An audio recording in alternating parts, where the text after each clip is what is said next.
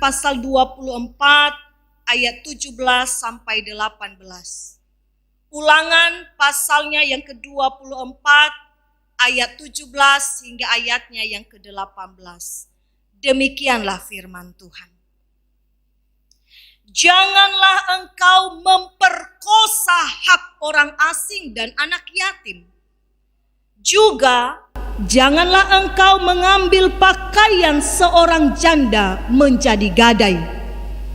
Haruslah kau ingat bahwa engkau pun dahulu budak di Mesir, dan engkau ditebus Tuhan Allahmu dari sana. Itulah sebabnya aku memerintahkan engkau melakukan hal ini. Demikian jauh pembacaan firman Tuhan. Tema firman Tuhan pada hari ini Bapak Ibu yaitu solidaritas terhadap orang miskin. Sekali lagi, solidaritas terhadap orang miskin. Tentunya berkaitan dengan tema ini Bapak Ibu, kita akan bertanya. Ada dua hal yang kita kemukakan atau yang kita ajukan pertanyaan. Yang pertama, apa itu solidaritas? Dan yang kedua, siapa itu orang-orang miskin yang dimaksudkan dalam tema ini?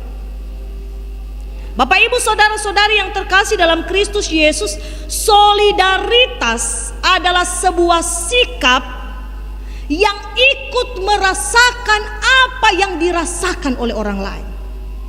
Itu solidaritas. Sekali lagi, ikut merasakan artinya perasaannya, pikirannya, jiwanya menyatu dengan perasaan orang lain. Baru dikatakan solid. Tapi bukan hanya sebatas itu Bapak Ibu. Sering sekali bukan hanya sebatas simpati, bukan hanya sebatas rasa kasihan, bukan hanya sebatas rasa peduli. Tetapi yang dikehendaki dalam tema ini adalah bagaimana kita mewujud nyatakan sikap-sikap kepedulian kita itu kepada sesama dalam wujud nyata yang konkret yang dapat dilihat dan dirasakan oleh orang lain. Atau dengan bahasa sederhana, bukan hanya perkataan, bukan hanya basa-basi, bukan hanya simpati, tetapi lebih kepada empati. Bapak Ibu saudara-saudari yang terkasih di dalam Kristus Yesus, tentunya konsep untuk menunjukkan solidaritas ini atau sikap untuk peduli dan ikut merasakan yang dirasakan orang lain ini Bapak Ibu, saya boleh katakan bahwa ini adalah sebuah panggilan iman orang percaya. Panggilan iman dan tuntutan bagi setiap orang percaya. Mengapa? Karena Yesus Kristus sendiri pun sudah memberikan teladan bagaimana dia menunjukkan empatinya kepada kita manusia yang hina dan tidak berharga ini.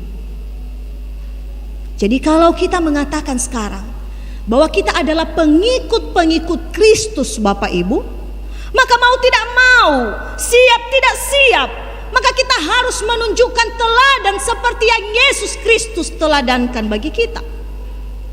Bagaimana dia mengasihi umatnya, bagaimana dia mengampuni umatnya, bagaimana dia menerima umatnya apa adanya, sehingga dia rela meninggalkan tahtanya yang tinggi dan turun ke dalam dunia ini. Demi apa? Demi menyelamatkan manusia. Itu adalah wujud nyata solidaritas yang telah Tuhan berikan kepada kita. Jadi ini panggilan iman Bapak Ibu. Bukan sekedar hukum, bukan sekedar norma, bukan sekedar aturan, tetapi sekali lagi panggilan hidup orang percaya. Bapak Ibu saudara-saudari yang terkasih dalam Kristus Yesus, hal yang kedua, maka kita akan bertanya, siapakah orang-orang miskin itu?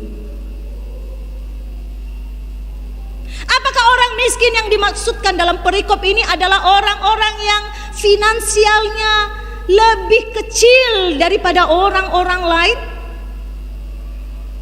Apa ukuran kemiskinan menurut tema ini?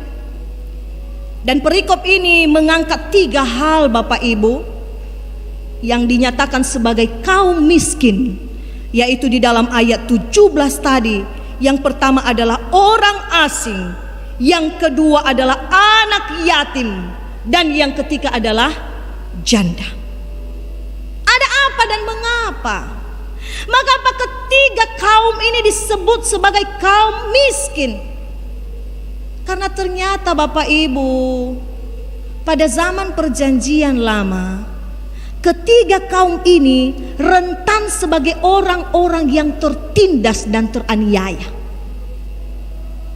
Ketiga kaum ini sering sekali diperkosa haknya. Ketiga kaum ini sering sekali diambil haknya secara paksa. Sering sekali ketiga kaum ini tidak bisa menikmati hidup sebagaimana orang lain menikmati hidup apa adanya. Sering sekali ketiga kaum ini menjerit hanya untuk keberlangsungan hidup mereka sehari-hari. Dan orang-orang yang mengatakan lebih berkuasa, memiliki kuasa, memiliki otoritas, memiliki jabatan, memiliki wewenang, maka dia tertawa-tawa di atas penderitaan orang lain. Jadi bukan miskin sembarang miskin ya. Karena ada orang miskin karena memang dia sendiri Bapak Ibu. Ada orang miskin atau ada orang menjadi miskin karena memang dia hidup bermalas-malasan.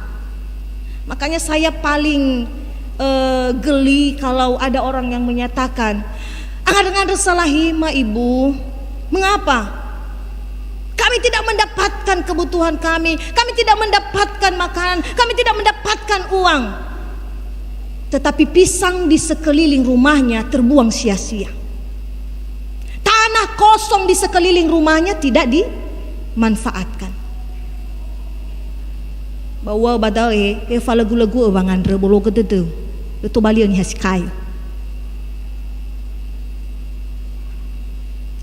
Sekali lagi, bahwa miskin yang dimaksudkan dalam tema ini adalah mereka yang memang betul-betul menderita, mereka yang tidak mampu bertahan hidup, mereka yang selalu teraniaya, bukan hanya teraniaya secara fisik, tetapi pikiran dan perasaan mereka juga teraniaya. Dan inilah yang dikatakan firman Tuhan, "Hai engkau orang percaya, hai engkau pengikut Kristus, tunjukkanlah solidaritasmu kepada orang-orang yang seperti itu." Bapak Ibu saudara-saudari yang terkasih di dalam Kristus Yesus, orang asing. Siapa mereka?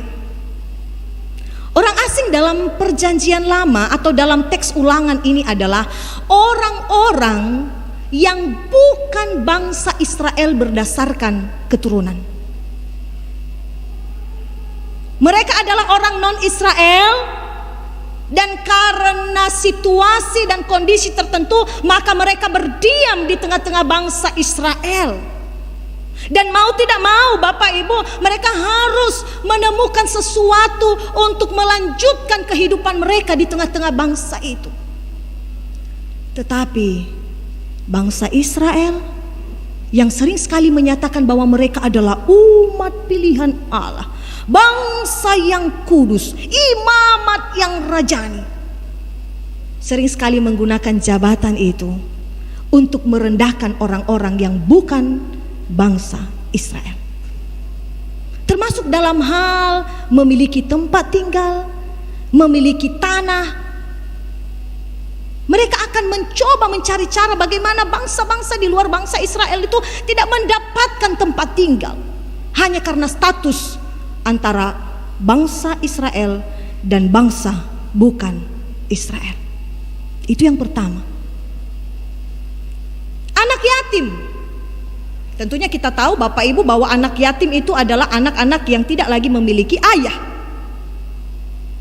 Dan di dalam perjanjian lama, di dalam kehidupan Israel kuno pada zaman dahulu, Maka orang-orang yang seperti itu, anak-anak yang seperti itu sering sekali tidak dianggap.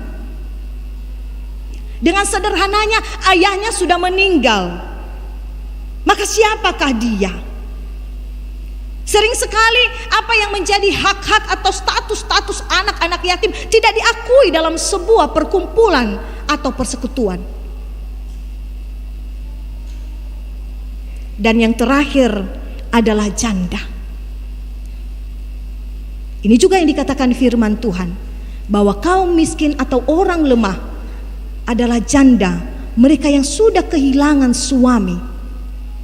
Dan dalam kondisi tertentu pun mereka hanya hidup oleh belas kasihan orang lain. Menarik sekali Bapak Ibu, di dalam ayat 17 ini, janganlah engkau mengambil pakaian seorang janda menjadi gadai. Ada apa dengan pakaian? Ternyata Bapak Ibu, di dalam kebiasaan kehidupan dunia kuno, dan saya pikir juga sampai detik ini seperti itu, ada sistem yang dikenal dengan istilah sistem peminjaman, pinjam meminjam. Dan di dalam sistem peminjaman itu, maka ada yang dikenal istilah agunan atau jaminan. Itu ternyata sudah berlaku dari dulu Bapak Ibu sampai sekarang. Jadi orang yang memiliki harta berkelebihan, orang yang memiliki uang lebih banyak, orang yang memiliki otoritas lebih besar, maka dia memiliki hak untuk meminjamkan uangnya kepada siapa saja, dengan syarat, dengan catatan ada jaminan atau agunan. Maka pada kehidupan bangsa Israel, maka pakaian, sekali lagi, pakaian adalah salah satu barang jaminan Bapak Ibu. Memang tidak masuk akal.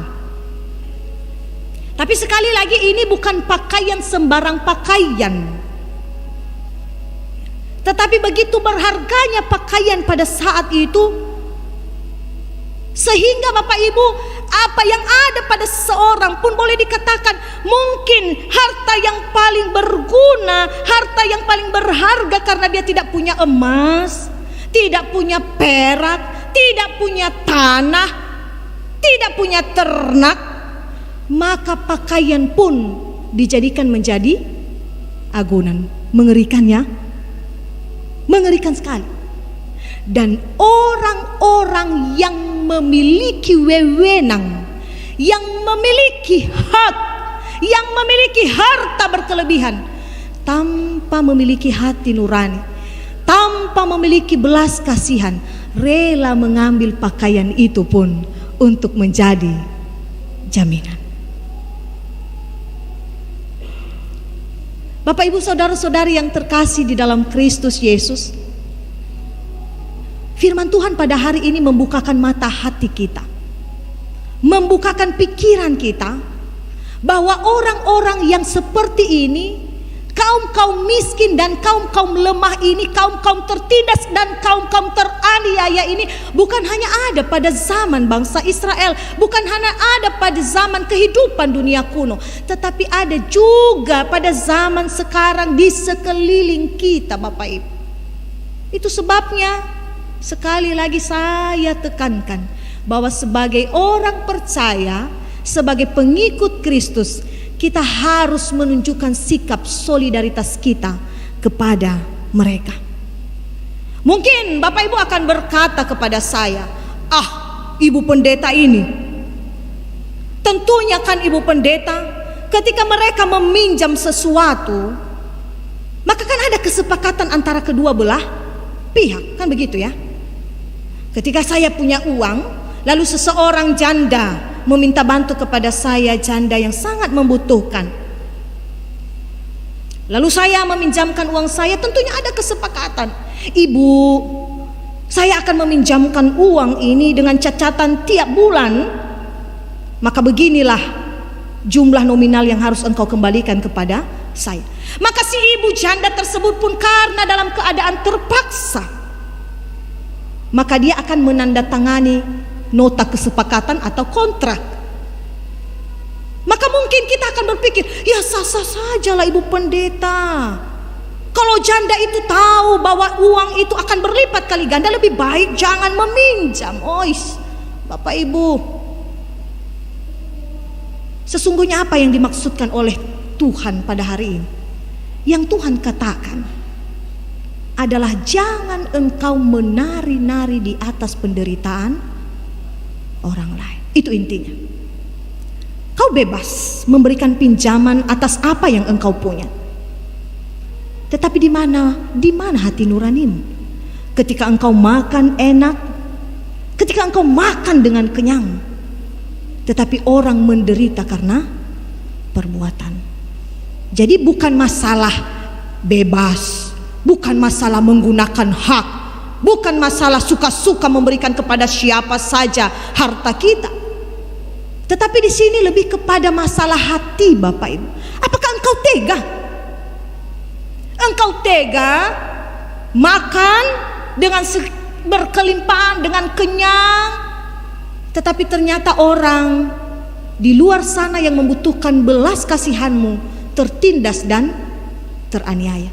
Mengumpulkan satu butir nasi pun dia menjerit kepada Tuhan, sedangkan engkau membuang-buang butiran nasi.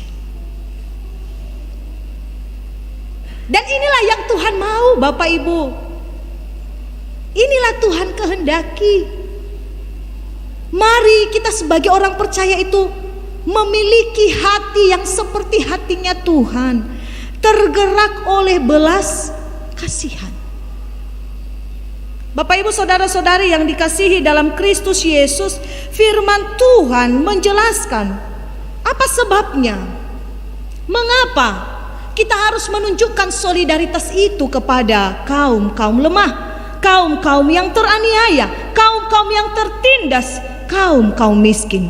Dalam ayat yang ke-18, haruslah kau ingat bahwa engkau pun dahulu budak di Mesir, dan engkau ditebus Tuhan Allahmu dari sana. Ada dua hal dalam ayat ini.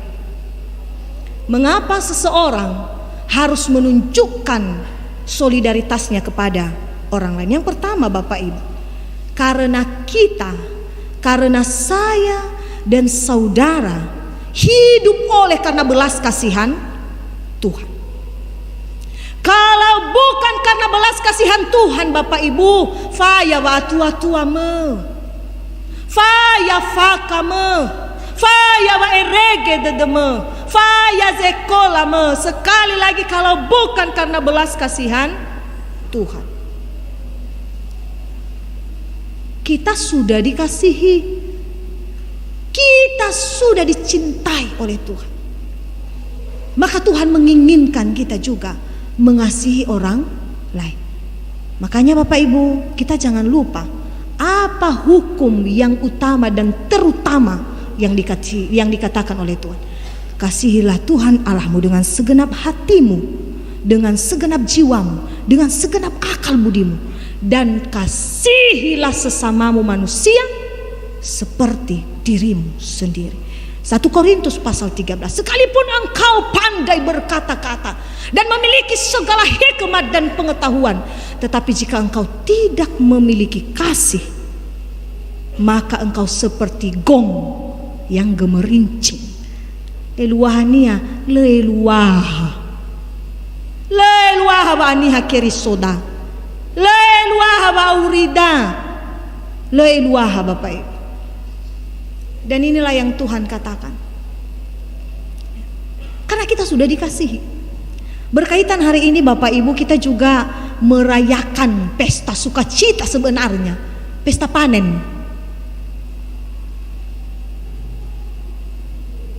Dan mari kita merenungi sebenarnya yang kita panen ini karena apa? Kita memanen karena apa? Memang kita memanen karena kita bekerja, ya kan? Kita menanam, lalu kita memanen. Bahe bisa mana uaba, na ibe mana bawa le kezuaya li bebe bawa deu. Bahe bisa mana uaba, na bawa deu mana ibe ezuaya balo bebe bawa le. Obowe bisa mana ua ba na ibe emo fege aga fege dangada fege gaheda balu tai la tawalu wege halu da. Jadi sekali lagi Bapak Ibu, apa yang sebenarnya kita nikmati sampai detik ini semata-mata karena anugerah Tuhan. Dan Tuhan katakan, hai engkau orang percaya, jadilah saluran berkatku kepada orang lain. Saya pernah nyatakan di dalam khotbah saya bahwa kita ini Bapak Ibu hanya pipa-pipanya Allah. Satu keran dari atas. Keran itu di atas adalah Allah.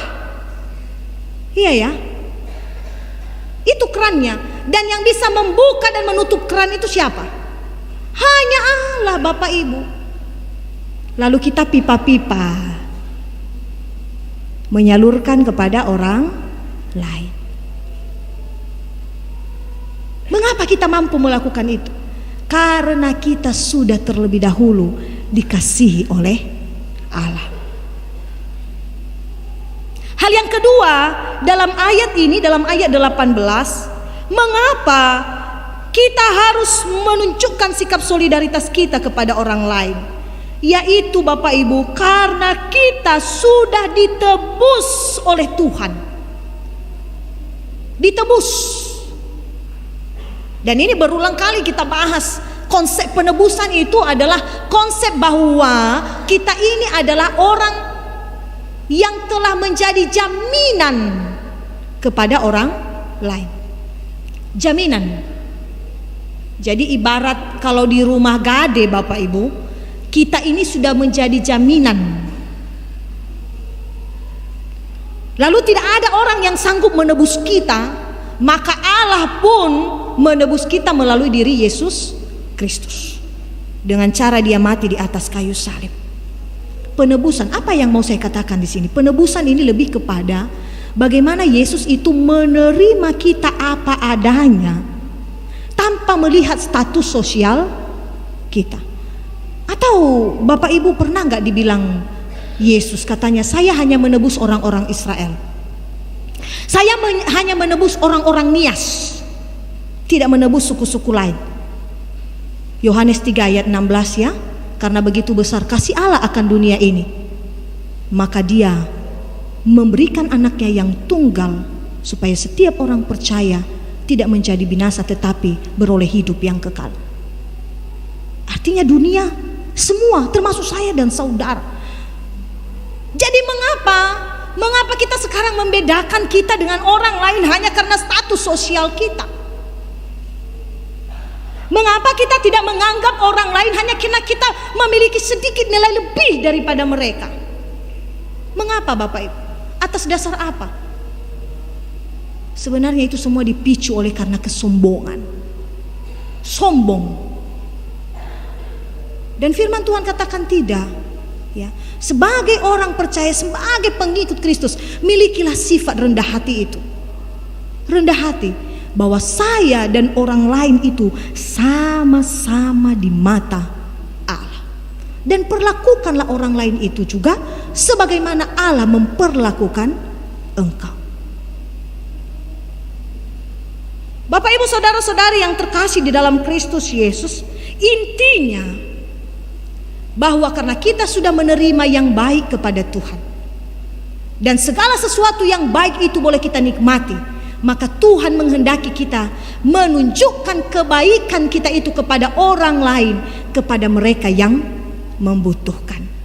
Pertanyaan saya, perenungan kita Bapak Ibu, apa yang menjadi pemicu orang tidak mampu menunjukkan solidaritas kepada orang lain?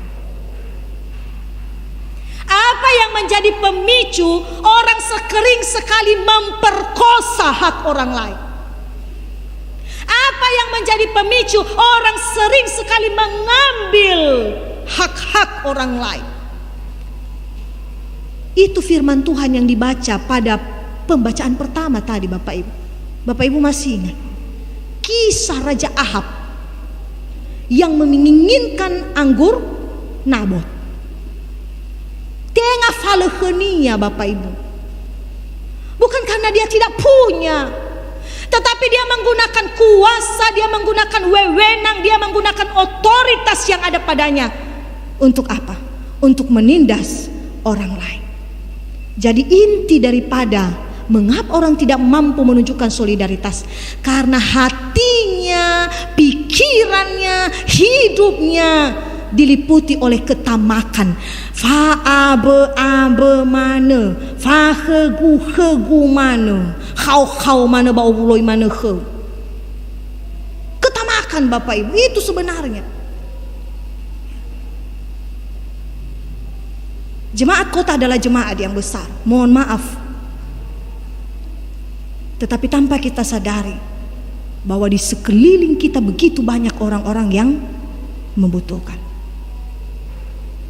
Mari Bapak Ibu, kalau memang Bapak Ibu kurang mempercayai para pengurus gereja, na ube dan game lagu balai nala abadalulala, itu urusan Bapak Ibu. Asal tengah hati-hati mana balo be Itaria bos mana do ba le mana transparansi keuangan bala baso-baso bagi yawa ba layar he. Babakan nawa nasana ambro abotu bada demi mi halus itu warta jemaat. Oke, kalau Bapak Ibu mengatakan Anda kurang mempercayai para pelayan gereja, lalu setelah itu apa yang Anda lakukan? Sudahkah Anda mendatangi rumah ke rumah, memberikan 1 butir telur, 1 buah indomie, dan 1 jumlah beras untuk mereka yang berkekurangan?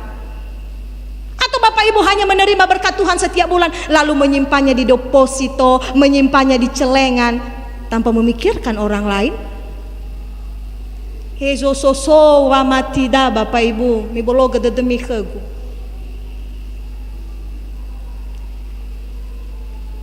Bukan berarti kita tidak perlu menabung untuk masa depan, silahkan. Masa depan juga itu pun, tapi jangan ambil yang menjadi miliknya Tuhan. Apa milik Tuhan, berikanlah untuk Tuhan.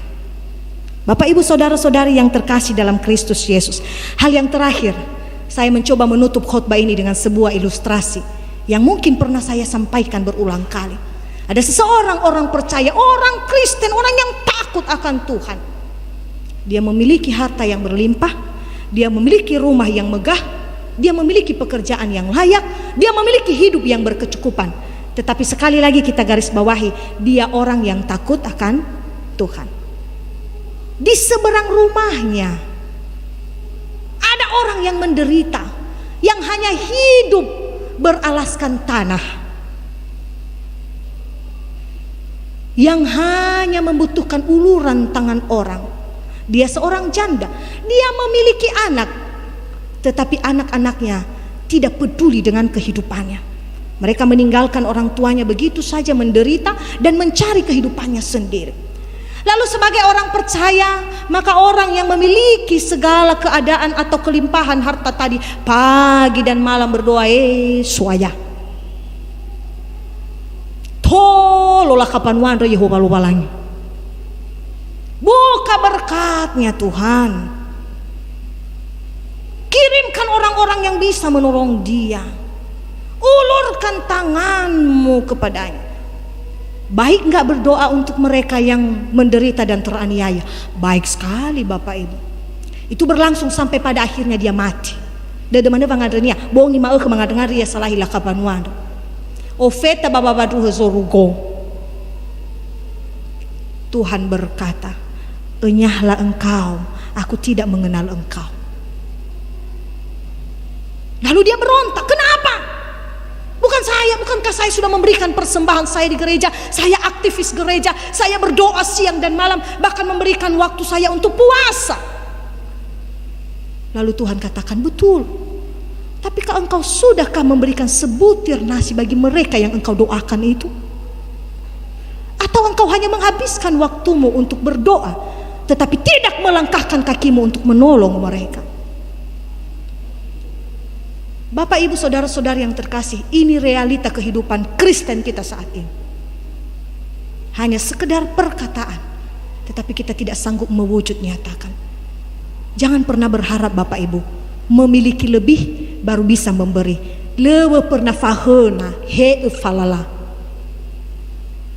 Tetapi dari yang sedikit itu, Tuhan menghendaki kita supaya kita memberi kepada orang lain. Bapak Ibu saudara-saudari yang terkasih dalam Kristus Yesus, saya yakin dan percaya kita tidak usah berpikir muluk-muluk melakukan hal ini di luar sana. Mari kita mulai dari keluarga kita sendiri. Ketika ada keluarga kita, saudara bersaudara yang teraniaya dan tertindas haknya, ayo suarakan suaramu. Ayo, jangan pakai ilmu selamat, jangan, nyatakan. Ketika engkau ada melihat orang tua yang renta di dalam keluargamu yang membutuhkan pertolongan, sedangkan saudara-saudaramu yang lain tidak peduli, ayo Bapak Ibu, ulurkan tanganmu, menyisihkan berkat Tuhan, menolong orang tua tersebut. Dan saya percaya bahwa firman Tuhan berlaku dulu, sekarang, dan selama-selamanya. Orang yang menabur benih dengan air mata, maka dia akan memanen dengan sukacita. Tuhan Yesus memberkati. Ayat hafalan kita hari ini Matius pasal 25 ayatnya yang ke-40. Kita baca bersama-sama karena sudah ada di layar. 3, 2, ya. Dan raja itu akan menjawab mereka, aku berkata kepadamu, sesungguhnya segala sesuatu yang kamu lakukan untuk salah seorang dari saudaraku yang paling hina ini, kamu telah melakukannya untuk aku.